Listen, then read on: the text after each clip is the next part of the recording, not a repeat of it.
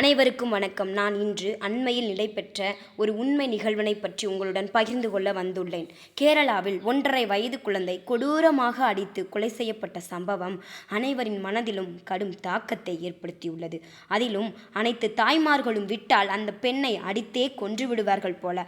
ஆமாங்க, இந்த கொடூர செயலால் கேரள மாநிலம் திருவனந்தபுரம் மாவட்டம் நெடும்பாங்காடு அருகே உள்ள பனவூர் பகுதியில் ஹர்ஷித் என்ற 1.5 வயது ஆண் குழந்தையை கொடூரமாக கொலை செய்த குழந்தையின் தாய் அகிலா மற்றும் லிவிங் ரிலேஷன்ஷிப்பில் இருந்து வந்த காதலன் அஸ்கர் இருவரையும் காவல்துறையினர் கைது செய்துள்ளனர். குழந்தை ஹர்ஷித் அவர்கள் இருவருக்கும் இடையூறாக இருப்பதாக உணர்ந்த இருவரும் குழந்தையை அணுவணுவாக சித்திரவதை செய்து வந்துள்ளனர். குழந்தையின் இரு கைகளிலும் மாவுக்கட்டு போடப்பட்டுள்ளது. ஆனால் அகிலா குழந்தை சைக்கிள் இருந்து கீழே விழுந்து எலும்பு முறிவு ஏற்பட்டதாக சமாளித்துள்ளார்.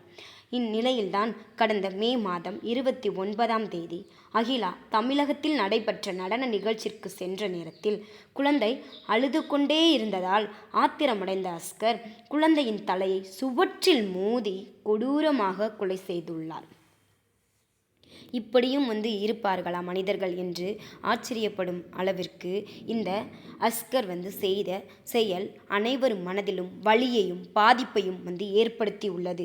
எத்தனையோ பேர் குழந்தைகள் இல்லாமல் வரம் இருக்கும் காலத்தில் கொடுத்த குழந்தையை பேணி காக்காமல் லிவிங் டுகெதர் ரிலேஷன்ஷிப்பில் இருந்த காதலுடன் சேர்ந்து அகிலா குழந்தைக்கு இப்படி ஒரு நிலை ஏற்பட காரணமாக இருந்ததால் அகிலாவும் சேர்ந்து கைது செய்யப்பட்டுள்ளார். இப்படி ஒரு தாயா, இப்படிப்பட்ட தாய் உலகத்தில் இருக்க முடியுமா என அனைவரும் ஆச்சரியத்தில் ஆழ்த்தும்படி இந்த நிகழ்வு நடைபெற்றுள்ளதுங்க. ஆமாம், குழந்தையின் பச்சிலம் குழந்தையின் வெளி உடம்புகளில் 51 காயங்களும் சிகரெட்டால் சுட்ட புண்களும் ஆறாத வடுவாக உள்ளன. அது மட்டுமல்லங்க, வெளிப்புறத்தில் 91 காயங்கள் ஏற்பட்டு அந்த குழந்தை ரொம்ப மோசமான நிலையில் இறந்து போயிருக்கு. அந்த குழந்தையின் ஆத்மா சாந்தி அடையணும் வேண்டிக்கு